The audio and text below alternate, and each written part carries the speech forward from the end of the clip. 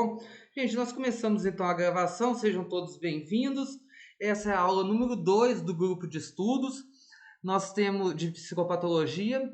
O tema nosso hoje é consciência, atenção e orientação. Gente, deixa eu contar uma coisa aqui para vocês. Essa é a base da psicopatologia. Mas sabe o que é a base mesmo? Olha, se você entender o que for falado aqui hoje, olha, você vai ser bom em psicopatologia, você vai ser bom em bases biológicas, você vai sair daqui um psicólogo. Você vai sair daqui um psicólogo. Sinceramente. Sabe por quê? As bases da psicopatologia, ela trabalha exatamente com aquilo que é fundamental, aquilo que nós chamamos de funções executivas do ser humano. Porque uma coisa que é básica e principal para o ser humano, sabe o que é? Ter consciência, atenção e orientação. E qualquer diagnóstico que seja dado, a gente tem que ter um ponto de partida. Se eu pegar o manual DSM-5 e for olhar um diagnóstico, se eu quero dar um diagnóstico, eu tenho que começar por algum lugar. Mas eu não começo pelo sintoma, sabia? Eu não começo pelo sintoma. Eu começo observando. Porque a primeira coisa que a gente faz quando a gente está com um paciente é uma coisinha chamada anamnese. Você vai conhecer a história do paciente. Você vai começar a conversar com ele, né? E o que você vai observar? O ponto de partida de qualquer diagnóstico é a observação. Você vai observar a consciência desse sujeito, você vai observar a atenção desse sujeito e você vai observar a orientação. Como assim, Paulo? Eu vou trazer para vocês depois, eu não sei se eu tenho aqui. Espera só um pouquinho que eu vou pegar aqui.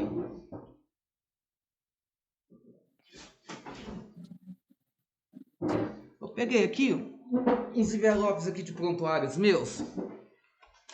Deixa eu ver se tem aqui, ó. Tem. Olha como que eu começo os meus prontuários. Preste atenção, que aí vocês vão entender. Eu tô conversando com a pessoa, eu vou e começo assim. Paciente lúcido, consciente, cognitivo e temporal preservado. Esse é um. Pegar outro.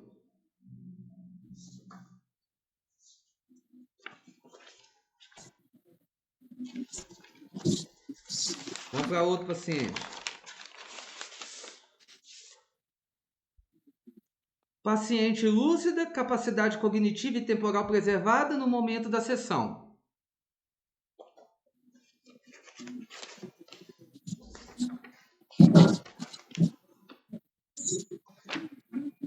Olha outro aqui. Trata-se do atendimento da paciente supracitada. No momento do atendimento se encontra lúcida, consciente, capacidade cognitiva e temporal inalterada. Todos estavam relativamente bem, né? Sim. A questão... Não, aqui ainda eu não estou falando da parte emocional. Eu não estou falando da parte psicológica. E é isso que eu quero que vocês entendam agora. Por que eu estou dizendo isso? Por isso que eu falei, a primeira parte que vocês vão olhar é isso. Por que eu tenho que colocar isso? Porque você nunca atende um paciente em surto. E você nunca atende um paciente que está sem consciência, ou seja, ele está no mundo da lua, ou ele está em crise. Você nunca atende um paciente que está desorientado, sem atenção. E você nunca atende um paciente que está com a orientação alterada. Tipo, ele não sabe que dia que é hoje, ele não sabe que dia que é o mês, ele não sabe aonde ele está. Não se atende esse tipo de paciente.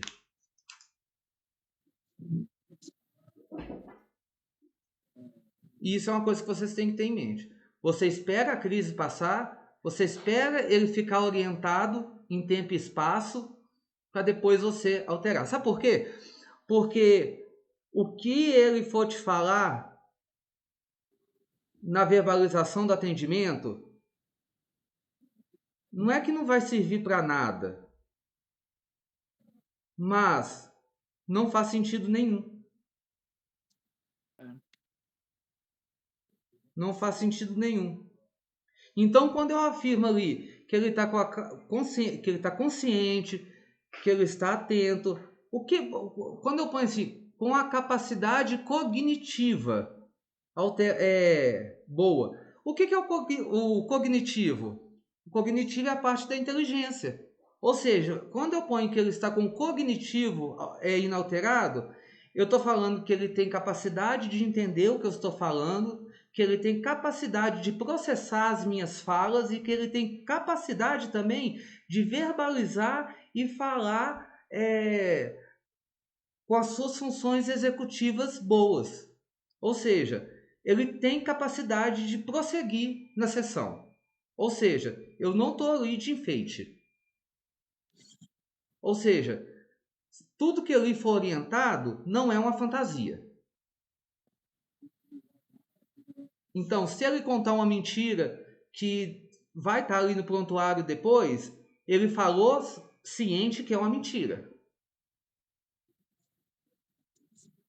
Então, isso é importante. A gente começa a dar o diagnóstico por aí. Começa a dar o diagnóstico por aí. Então, hoje nós vamos nos dedicar, né, a um tema que é literalmente a porta de entrada para qualquer exame de estado mental. Então, a gente começa qualquer diagnóstico fazendo um exame de estado mental. Esse é o nome. A gente inicia o diagnóstico avaliando o estado mental daquela pessoa. A gente não avalia estado cognitivo, a gente não avalia emoção, a gente não analisa estado cognitivo, a gente faz um exame de estado mental. E para isso a gente vai se basear em quê? Atenção, né? Consciência e orientação. Sem compreender esses três conceitos, pessoal, o que acontece? Qualquer diagnóstico subsequente torna-se frágil ou até impossível. Torna-se até impossível. Vamos falar sobre a consciência, sobre a atenção, sobre a orientação. Então eu preparei essa aula para que, ao final, vocês não apenas saibam as definições técnicas, mas consigam, na prática clínica também, identificar as sutilezas e as grandes alterações que essas funções psíquicas podem apresentar no paciente. Não é apenas para vocês terem técnica, mas olhando que coisas muito sutis podem provocar grandes mudanças. Entendam o encontro de hoje como um momento de solidificar as bases que vão sustentar todo o raciocínio diagnóstico de vocês. E ao sustentar isso, vocês podem ter certeza que a gente muda a nossa perspectiva também. Isso sem sombra de dúvida. Você pode ter certeza.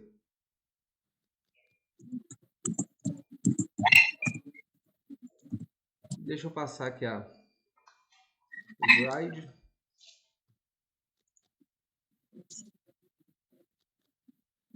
Esse é o nosso roteiro, então, né? Para que a nossa jornada de aprendizado, então, seja produtiva, né? Seja organizada, eu tracei esse roteiro claro para vocês. Nós vamos simplesmente pular para as doenças.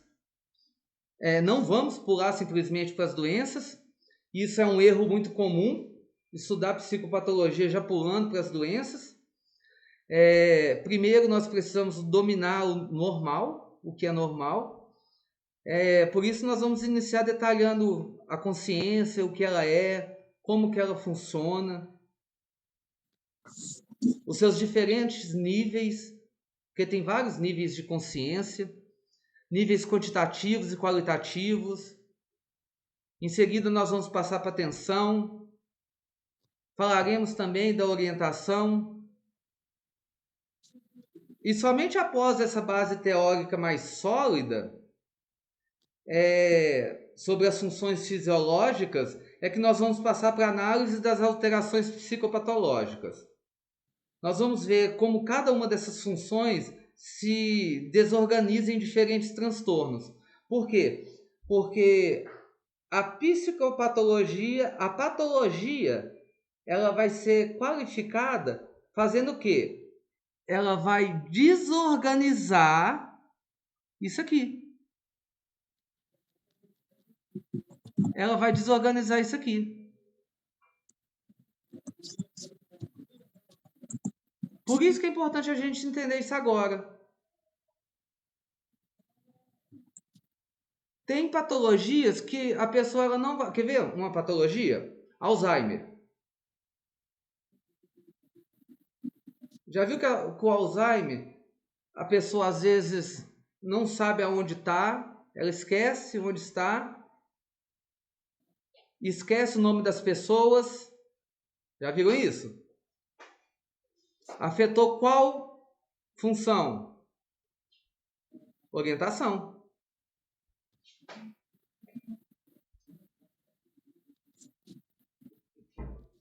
Consciência. Afeta a esquizofrenia. A esquizofrenia, ela vai afetar diretamente a consciência e a atenção.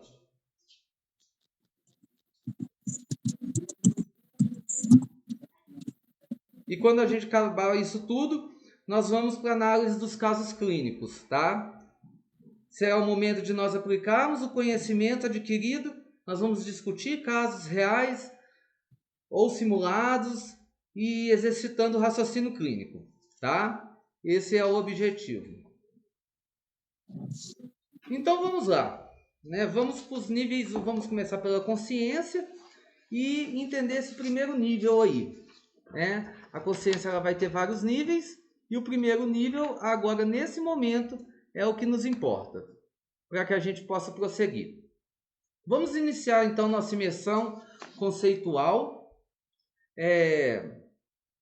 pela função que é possivelmente a mais fundamental de todas na psicopatologia. Dentro da psicologia, a função que tem mais importância é a consciência. Porque quando a pessoa ela está consciente, você consegue dialogar, você consegue extrair informações, você consegue ter um norte do que você vai fazer diante do caso daquela pessoa, porque ela está consciente, então ela sabe te passar informações reais do que ela precisa. Isso é muito importante. Sempre foi muito importante no processo todo em si. Sempre foi. Deixa eu aumentar essa tela aqui para nós.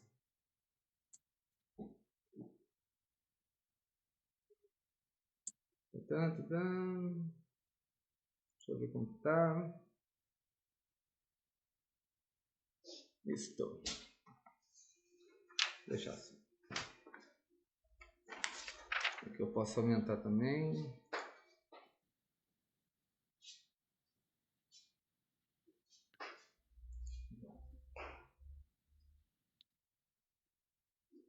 Isso. Então, o nível de consciência ele tem essa grande importância para cada um de nós. Muitos descrevem a consciência, né, poeticamente como a luz da razão. E essa imagem não é de tudo errada não, tá, gente? Porque a razão, ela está na consciência. Então, mas nós não vamos ficar na linha poética. Nós temos que passar para o técnico e prático. O que acontece, pessoal? A consciência ela é o estado de vigília ou alerta que nos possibilita, todos nós como indivíduos, perceber a nós mesmos e o ambiente que nos rodeia. Tá? Deu para entender isso? Que a consciência é o estado de vigília ou estado de alerta e que tem uma função. Qual que é a função? Permitir o ser humano se perceber como pessoa, perceber o que está acontecendo com ele e perceber o que está em volta dele, perceber o ambiente. É aquilo que me faz perceber, olha, aqui é bom, aqui não é bom, aqui é perigoso, aqui não é perigoso. Por quê? Porque a consciência, através de tudo aquilo que eu aprendi na minha vida, aquilo que a cultura me ensinou, aquilo que os estímulos da vida me ensinaram, me deixa em estado de alerta.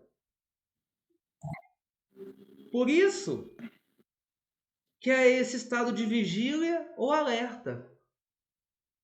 Me faz perceber enquanto ser humano e me faz perceber o ambiente ao qual eu estou. Aqui eu posso ficar, aqui eu posso ir ali, não posso. A consciência é isso, mas ela não é um estado passivo. Pelo contrário, a consciência ela é um processo altamente ativo e complexo de síntese. Eu preciso que vocês saiam daqui hoje entendendo que a consciência ela é uma função psíquica,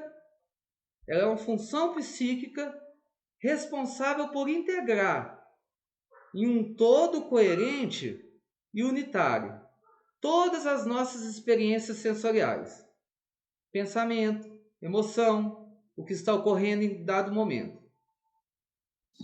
Então, resumindo, o que é consciência?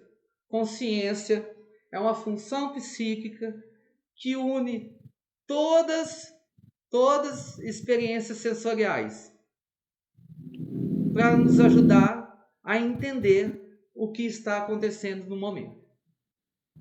Quais que são as experiências sensoriais? Pensamento, emoção, foi o que eu falei logo atrás, que a vida vai me ensinando, que a vida vai me proporcionando. Isso é consciência. E aí nós não vamos entrar no mérito da inconsciência agora não.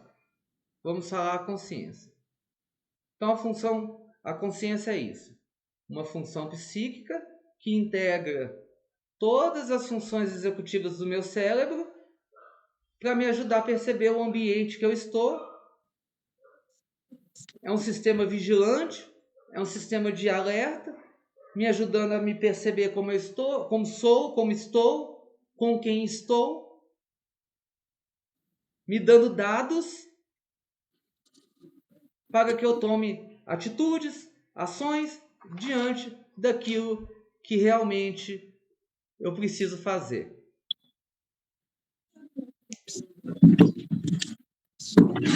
E, gente, sem essa capacidade de integração, se a consciência ela perde a capacidade de integração, a nossa vida mental ela seria fragmentada e caótica. É exatamente por ser essa função de amálgama dos processos mentais que a avaliação da consciência é o ponto de partida inegociável. Ele é inegociável de qualquer exame psicopatológico. Não se negocia.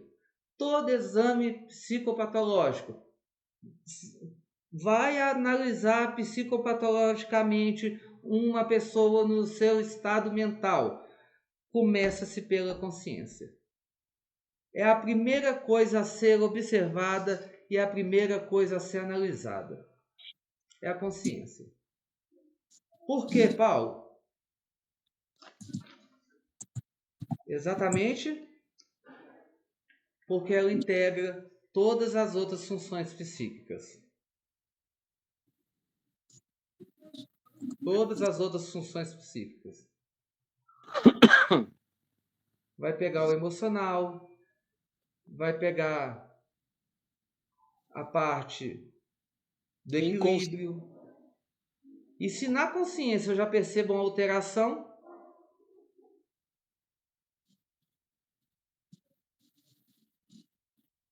a consciência vai pegar a parte do impulso, que fica bem no núcleo accumbens, vai pegar a parte do córtex pré-frontal, que é responsável é o freio do carro. E às vezes ela tem doenças, tem patologias que afetam diretamente o córtex pré-frontal.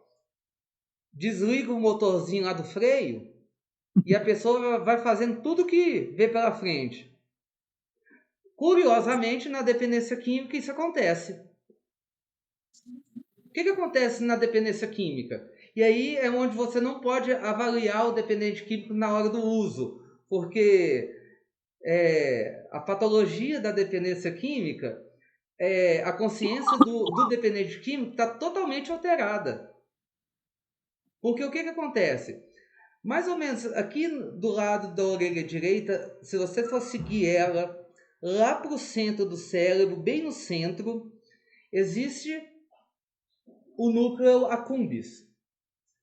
Quando a pessoa está usando e ela entra no estado de abstinência, ali bem no centro do núcleo accumbens, solta-se o que a gente chama de bomba dopaminérgica. Ou seja, aquele lugar fica ensopado de dopamina. Fica ensopado de dopamina. É a mesma coisa de oferecer banana para macaco. Nisso, o núcleo accumbens, que é o responsável pelos impulsos, manda ordens de comando para o resto do corpo. E essas ordens de comando é o que nós chamamos de fissura. Isso é fissura. Não seria em volta do núcleo accumbens, fica ensopado de dopamina, a dopamina começa a mandar mensagens para o corpo, a pessoa fica fissurada. Não seria mais... Oi? Não seria compulsão isso daí? Exatamente. Aí é o que gera. A compulsão é exatamente por isso. Acabou, eu quero mais. Acabou, eu quero mais. Por quê? Porque na hora que ela está usando aquela dopamina que estava ali ensopada, o que ela faz? Ela distribui no corpo. Acabou, aí enche de novo de dopamina. O que o núcleo accumbens faz? Solta de novo. Entendi. Só que aí existiu o quê?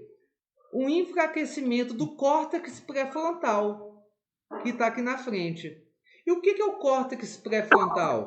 É exatamente o freio. É o freio do carro. Se o meu carro está estragado, eu estou descendo a ladeira e eu aperto o freio e o freio está estragado, ele vai ladeira abaixo. É onde gera o impulso. E se eu for pensar, aonde que está a minha consciência? Está exatamente no córtex pré-frontal, que é essa região daqui. Exatamente aqui está a minha consciência. O córtex pré-frontal, ele é o responsável pelo juízo. Pela crítica, né? Pela crítica.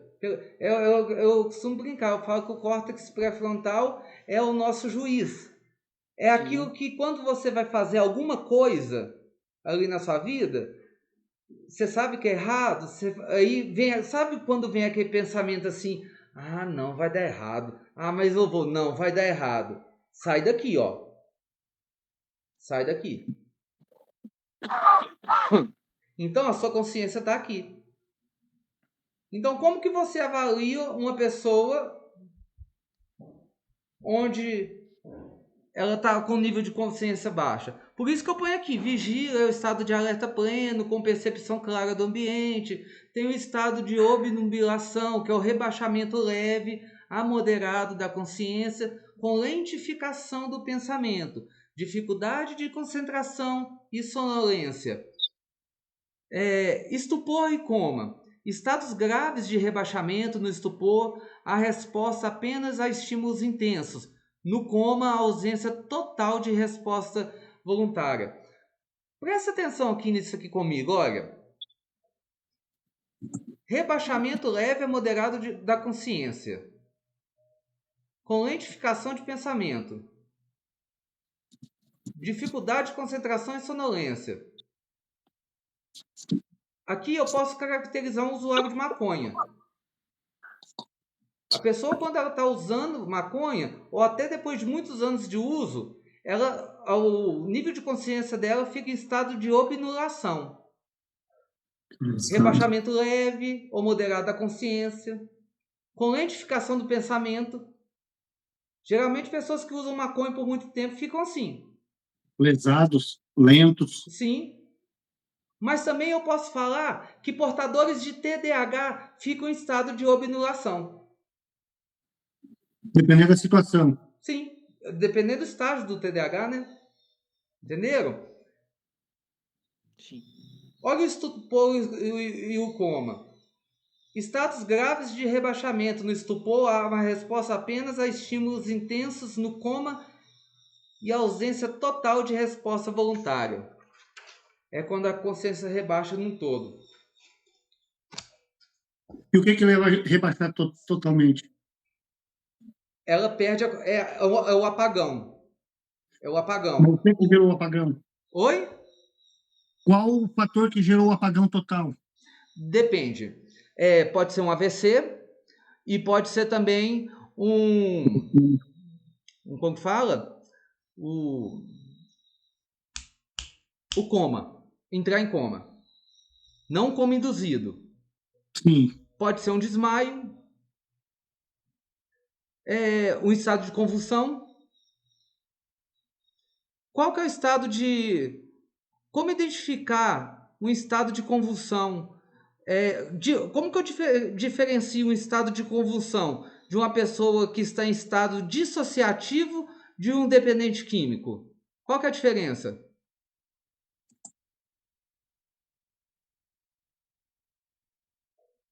Repete a pergunta.